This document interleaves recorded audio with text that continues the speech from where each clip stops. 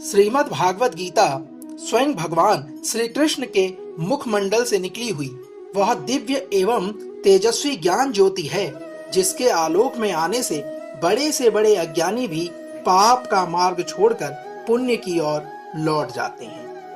नमस्कार दोस्तों, आध्यात्म के एक और नए अंक में आपका स्वागत है। दोस्तों, महाभारत युद्ध के शुरू होने से पूर्व जब अर्जुन बहुत ही ज्यादा विचलित हो गए, तब भगवान श्री कृष्ण ने उन्हें मोहग्रस्त स्थिति से दूर करने के लिए और सारे विश्व के कल्याण के लिए श्रीमद् भागवत गीता का ज्ञान दिया, जिससे अर्जुन को दिव्य ज्ञान और तृतीय नेत्र खुलने की स्थिति का पता चला, जिसके बाद वह युद्ध में शामिल हुए। श्रीमद् भागवत गीता में कुल 18 अध्याय हैं और सभी के सभी अपने आप में एक विषय, वस्तु और दिव्य ज्ञान को समेटे हुए हैं। उन्हीं 18 अध्यायों का श्रवण हम और आप मिलकर कर रहे हैं। कल श्रीमद् भागवत गीता के चौथे अध्याय को हमने आपके बीच में प्रस्तुत किया था। आज भगवान श्री कृष्ण के मुखारबिंदु से निकली अमृतवाणी 5वें अध्याय का हम श्रवण करने जा रहे हैं। 5वां अध्याय कर्म संन्यास योग के नाम से है। इसमें सांख्य योग और कर्म योग का निर्णय, सांख्य योगी और कर्म योगी के लक्षण और उनकी महिमा, ज्ञान योग का विषय और भक्ति सहित ध्यान योग का वर्णन किया गया है। उपरोक्त सभी योगों के वर्णन में आध्यात्म, ईश्वर, मोक्ष, आत्मा, धर्म, नियम आदि का वर्णन है। किसी भी प्रकार के युद्ध या युद्ध करने का नहीं। तो आइए श्रीमद् भागवत गीता के 5वें अध्याय कर्म संन्यास योग को प्रारंभ करते हैं। अर्जुन कहते हैं, हे श्री कृष्ण, पहले आप मुझसे कर्म त्यागने के लिए कहते हैं और फिर भक्ति पूर्वक कर्म करने का आदेश देते हैं। क्या आप अब कृपा करके निश्चित रूप से मुझे बताएंगे कि इन दोनों में कौन अधिक लाभप्रद है? भगवान श्री कृष्ण कहते हैं, हे अर्जुन, कर्म संन्यास और कर्म योग ये दोनों ही परम कल्याण को कराने वाले हैं, पर इन दोनों में भी कर्म योग कर्म संन्यास से सुगम होने के श्रेष्ठ है। कृष्ण कहते हैं, हे वीर अर्जुन, जो ना किसी से द्वेष करता है और ना किसी की आकांक्षा करता है, उस कर्म योगी को सदा सन्यासी ही जानना चाहिए, क्योंकि राग, द्वेष, द्वंद्वों से रहित पुरुष सुखपूर्वक संसार बंधन से मुक्त हो जाता है। हे अर्जुन, जो पुरुष ना तो कर्म फलों से घृणा करता है और ना कर्म फल की इच्छा करता है, वह नित्य सन्यासी जाना जाता है। हे महाबाहु अर्जुन, ऐसा मनुष्य समस्त द्वंद्वों से रहित होकर भव बंधन को पार कर पूर्णतया मुक्त हो जाता है। भगवान कहते हैं, हे अर्जुन, अज्ञानी ही भक्ति को भौतिक जगत के विश्लेषणात्मक अध्ययन से भिन्न कहते हैं, किंतु जो ज्ञानी है वे कहते हैं कि जो इनमें से किसी एक मार्ग का भलीभांति अनुसरण करता है, वह दोनों के फल प्राप्त कर सकता है। जो यह जानता है कि विश्लेषणात्मक अध्ययन द्वारा प्राप्त स्थान भक्ति द्वारा भी प्राप्त किया जा सकता है, और इस तरह जो सांख्य योग तथा भक्ति योग को एक समान देखता है, वही वस्तुओं को यथारूप में भी देखता है। हे अर्जुन, भक्ति में लगे बिना केवल समस्त कर्मों का परित्याग करने से कोई सुखी नहीं बन सकता, परंतु भक्ति में लगा हुआ विचारवान व्यक्ति शीघ्र ही परमेश्वर को प्राप्त कर लेता है।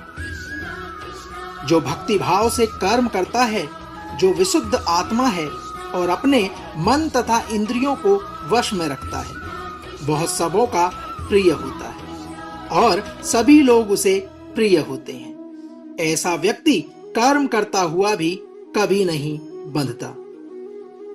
कृष्ण कहते हैं, हे पार्थ, दिव्य भावनामृत युक्त पुरुष देखते, सुनते, स्पर्श करते, सूंघते, खाते, चलते फिरते, सोते तथा श्वास लेते हुए भी अपने अंतर में सदैव यही जानता रहता है कि वास्तव में वह कुछ भी नहीं करता। वह बोलते, त्यागते, ग्रहण करते या आंखें खोलते बंद करते हुए भी वह यह जानता रहता है कि भौतिक इंद्रियां अपने अपने विषयों में प्रवृत्त हैं और वह इन सब से पृथक है। हे पार्थ, जो मनुष्य कर्म फलों को परमेश्वर को समर्पित कर देता है, जो मनुष्य आसक्ति रहित होकर अपना कर्म करता है, वह पाप कर्मों से उसी प्रकार अप्रभावित रहता है जिस प्रकार कमल पत्र जल से अस्पृश्य रहता है। कृष्ण कहते हैं, योगी जन आसक्ति रहित होकर शरीर, मन, बुद्धि तथा इंद्रियों के द्वारा भी केवल शुद्धि के लिए कर्म करते हैं। कृष्ण कहते हैं, हे पार्थ, निश्चल भक्त शुद्ध शांति प्राप्त करता है क्योंकि वह समस्त कर्म फल मुझ में अर्पित कर देता है। किंतु जो व्यक्ति भगवान से युक्त नहीं है और जो अपने श्रम का फलकामी है, वह बंध जाता है। कृष्ण कहते हैं, हे अर्जुन, जब देहधारी जीवात्मा अपनी प्रकृति को वश में कर लेता है और मन से समस्त कर्मों का परित्याग कर देता है, तब वह मनुष्य 9 द्वार वाले नगर यानी भौतिक शरीर में बिना कुछ किए कराए सुखपूर्वक रहता है। हे अर्जुन, शरीर रूपी नगर का स्वामी देहधारी जीवात्मा ना तो कर्म का सृजन करता है और ना लोगों को कर्म करने के लिए प्रेरित करता है। वह ना ही कर्म फल की रचना करता है, यह सब तो प्रकृति के गुणों द्वारा ही किया जाता है। कृष्ण कहते हैं, हे अर्जुन, परमेश्वर ना तो किसी के पापों को ग्रहण करता है और ना ही किसी के पुण्य को, किंतु सारे देहधारी जीव उस अज्ञान के कारण मोहग्रस्त रहते हैं जो उन्हें वास्तविक ज्ञान को आच्छादित किए रहता है। हे अर्जुन, किंतु जब कोई उस ज्ञान से प्रबुद्ध होता है जिससे अविद्या का नाश होता है, तो उसके ज्ञान से सब कुछ उसी तरह प्रकट हो जाता है जैसे दिन में सूर्य से सारी वस्तुएं प्रकाशित हो जाती हैं। कृष्ण कहते हैं, हे अर्जुन, जब मनुष्य की बुद्धि, मन, श्रद्धा तथा शरण सब कुछ भगवान में स्थिर हो जाते हैं, तभी वह पूर्ण ज्ञान द्वारा समस्त कलमश से शुद्ध होता है और मुक्ति के पथ पर अग्रसर होता है। विनम्र साधु पुरुष अपने वास्तविक ज्ञान के कारण एक विद्वान तथा विनीत ब्राह्मण, गाय, हाथी, कुत्ता तथा चांडाल को समान दृष्टि संभाव से देखते हैं। हे अर्जुन, जिनके मन एक तत्व तथा समता में स्थित है, जिन्होंने जन्म तथा मृत्यु के बंधनों को पहले ही जीत लिया है, वे ब्रह्मा के समान निर्दोष हैं और सदा ब्रह्मा में ही स्थित रहते हैं। श्री कृष्ण आगे कहते हैं, हे अर्जुन, जो ना तो प्रिय वस्तु को पाकर हर्षित होता है और ना अप्रिय को पाकर विचलित होता है, जो स्थिर बुद्धि है, जो मोह रहित है और भगवत विद्या को जानने वाला है, वह पहले से ही ब्रह्मा में स्थित रहता है। हे अर्जुन, ऐसा मुक्त पुरुष भौतिक इंद्रिय सुख की ओर आकृष्ट नहीं होता, अपितु सदैव समाधि में रहकर अपने अंतर में आनंद का अनुभव करता है। इस प्रकार स्वरूप प्रसिद्ध व्यक्ति परब्रह्म में एकाग्रचित होने के कारण असीम सुख को भोगता है। कृष्ण कहते हैं, हे अर्जुन, बुद्धिमान मनुष्य दुख के कारणों में भाग नहीं लेता, जो कि भौतिक इंद्रियों के संसर्ग में उत्पन्न होते हैं। हे कुंती पुत्र, ऐसे भोगों का आदि तथा अंत होता है, अतः चतुर व्यक्ति उसमें आनंद नहीं लेता। कृष्ण कहते हैं, यदि इस शरीर को त्यागने के पूर्व कोई मनुष्य इंद्रियों के वेगों को सहन करने तथा इच्छा एवं क्रोध के वेग को रोकने में समर्थ होता है, तो वह इस संसार में सुखी रह सकता है। भगवान श्री कृष्ण आगे अर्जुन से कहते हैं कि हे अर्जुन, जो अंतकरण में सुख का अनुभव करता है, जो कर्मठ है और अंतकरण में ही रमण करता है तथा जिसका लक्ष्य अंतर्मुखी होता है, वह सचमुच पूर्ण योगी है। वह परब्रह्म से मुक्ति पाता है और अनंत गोत्वा ब्रह्म को प्राप्त होता है। हे अर्जुन, जो लोग संशय से उत्पन्न होने वाले द्वैत से परे हैं, जिनके मन आत्म साक्षात्कार में रत हैं, जो समस्त जीवों के कल्याण कार्य करने में सदैव व्यस्त रहते हैं और जो समस्त पापों से रहित हैं, वे ब्रह्म निर्वाण को प्राप्त होते हैं।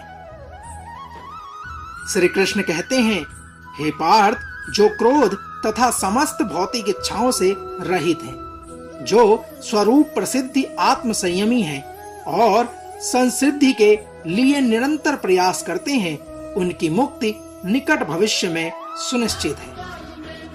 हे अर्जुन, समस्त इंद्रिय विषयों को बाहर करके, दृष्टि को भौहों के मध्य में केंद्रित करके, प्राण तथा अपान वायु को नथुनों के भीतर रोककर और इस तरह मन, इंद्रियों तथा बुद्धि को वश में करके जो मोक्ष को लक्ष्य बनाता है, वह योगी इच्छा, भय तथा क्रोध से रहित हो जाता है। जो निरंतर इस अवस्था में रहता है, वह अवश्य ही मुक्त हो जाता है।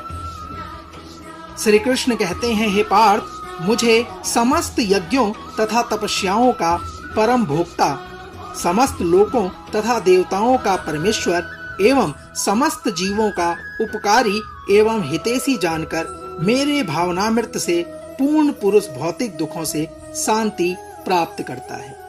इसलिए हे अर्जुन, कर्म करो और फल की इच्छा मत करो। दोस्तों, आज के इस अंक में हमने भगवान श्री कृष्ण के मुखारबिंदु से निकली अमृतवाणी, जिसमें भगवान श्री कृष्ण ने श्रीमद् भागवत गीता के 5वें अध्याय कर्म योग संन्यास के बारे में अवगत किया।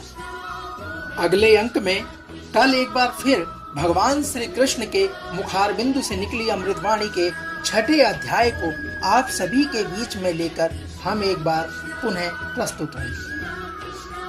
हम आशा करते हैं कि आप इस भगवत गीता रूपी अमृत का अवश्य अध्ययन करेंगे।